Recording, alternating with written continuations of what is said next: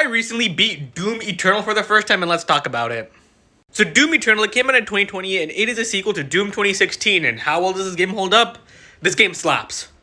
Looking at Doom 2016, I found it to be a very good game, but it had many flaws. Now looking at Doom Eternal, it looked at all of those flaws and actually addressed almost every single one of them, if not every one of them.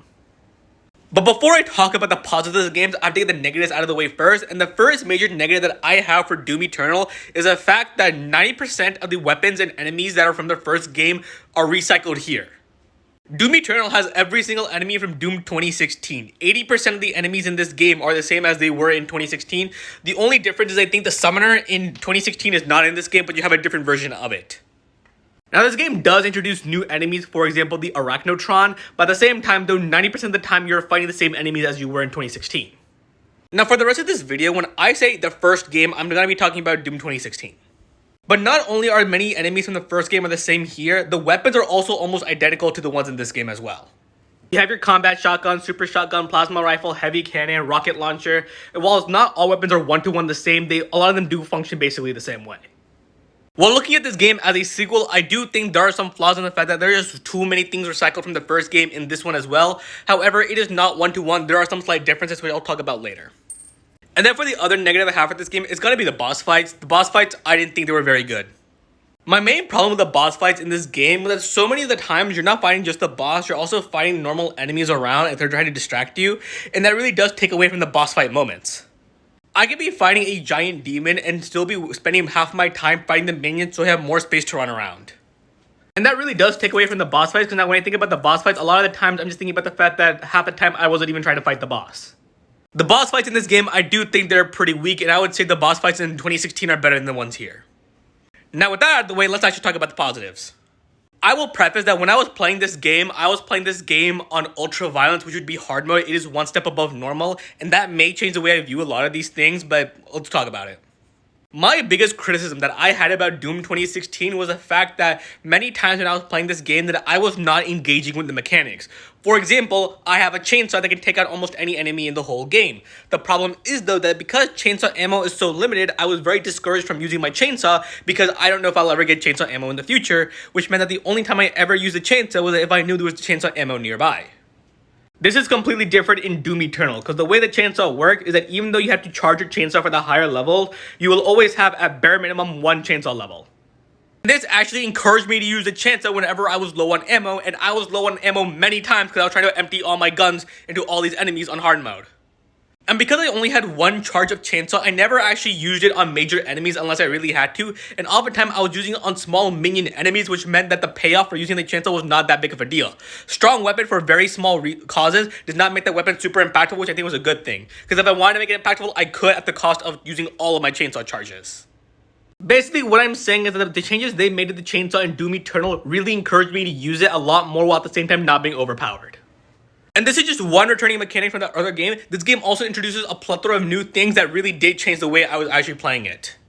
I used every single mechanic that this game threw at me. I was using multiple weapon power-ups. I was using every single form of the grenade that I can. I was using the flame bolts. I was using the chainsaw. I was using literally everything. And I never really felt bad about using it like I did feel like in the first game. Like, oh, if I wasn't getting maximum output, then why am I using it? Well, here's like, I might not be getting maximum output, but because I need to do it right now, I'm gonna use it no matter what. And that leads me to the Crucible. The Crucible, it is your sword that you get near the end of the game, and this is the best weapon in the game because it can literally one-hit KO any single enemy. And the way that Crucible is implemented, I just thought was wonderful. As I said earlier, the Crucible can one-hit KO any single enemy in the whole game. So now the question is, what enemies would you want to Crucible? And I do like how there is a balance of what enemies you should and shouldn't do. There are certain enemies that you cannot chainsaw, and those are like the toughest enemies in the game. So I really did like how I was using the Crucible, because like pretty much I was never using the Crucible as a bailout get out of jail free card, but I would use it for really strong enemies that I really didn't want to deal with. So the Crucible, I rarely used it because you have very limited charges, but I still used it, which means like I was engaging with the mechanics while at the same time not abusing them. And that's really all I want to talk about with the combat. There's a lot more, but this video is already going to be over 5 minutes long, so. But yeah, when it comes to the combat in this game, I thought the combat, it was amazing, and I really do appreciate the fact that I used every single thing that the game gave me. Also, I want to actually talk about the weapon modifications. One problem I had in Doom 2016 was the fact that when I have weapon modifications, I was not incentivized to experiment with what the other modifications can do, because I only had to use one modification ever for an entire playthrough. My favorite gun in both games is the plasma rifle, and the plasma rifle has a shotgun blast, and its other mod is going to be a stun grenade, and the stun grenade in Doom 2016, I never used it. But meanwhile, here in Doom Eternal, I actually used both plasma rifle mods because they each had their own uses. Most of the time, I was still using the plasma shotgun, however, there were times when I had to use the microwave beam, and I thought that was very good. And it doesn't just apply to the plasma rifle. For example, when it comes to your railgun, I used both mods for the railgun. I used both mods for the rocket launcher, both for the plasma cannon. Which also reminds me of the combat shotgun. I really do like how the combat shotgun is used in this game. The combat shotgun is one of your weakest weapons you have in the game, and by the time you get the super shotgun, your combat shotgun is completely useless, but I do like how in Doom Eternal, there is a use for your combat shotgun. One power-up that you get with the combat shotgun is a sticky grenade, and I do like how for a lot of enemies, you can neutralize them or weaken them significantly by one shot if you use a sticky grenade. So the combat shotgun, even though it does get outclassed by the super shotgun, there is still a use for it just for the sticky grenade, and I thought that was very good. Like, there was no weapon that was obsolete in Eternal. And now let's talk about the level design. Yeah, I love the level design in this game. This game introduces a lot more platforming and is a lot more vertical. There's a lot of times where you're scaling buildings or traversing across buildings. So that means they had to do a lot of things to actually allow that. There's a lot of handlebars. It turns out that Doom guy, he's a gymnast. There's a lot of walls that you have to climb and a lot of platforming you have to do. And I do like how all of this is implemented. It makes the level design just a lot more creative and there's just a lot more freedom in what you can do. And also the settings, I just found this to be a lot better than it was in the first game. So yeah, overall, Doom Eternal, I think this is a massive improvement over Doom 2016. Honestly, I have no incentive to play 2016 ever again because I can just play Doom Eternal because it does 2016 does, except better. You know, I realized I completely forgot to talk about the enemies in Doom Eternal. Like, yes, all the enemies from the first game do return here in Eternal, but I do like how they're not one-to-one the same. Almost every single enemy in this game, there are unique strategies that you can use to beat them and have a lot easier time with them.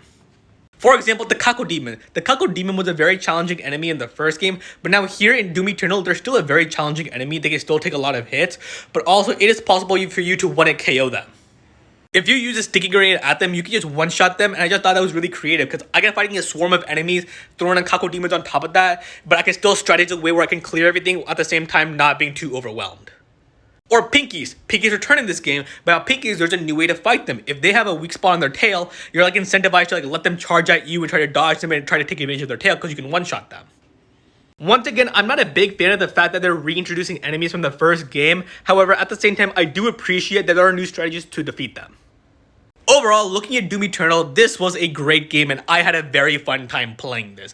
Well, yes, I died like way too many times because I was playing this on hard mode. I never felt very frustrated by this. Honestly, there were many times where I was just super locked in. This game does have some weaknesses that I'm not a big fan of. I find the boss fights to be relatively weak. Also, once again, I'm not a big fan of the recycled content. At the same time, though, it did not deter me from how much I liked everything else. Overall, I'm going to give Doom Eternal a 9 out of 10. This was a great game.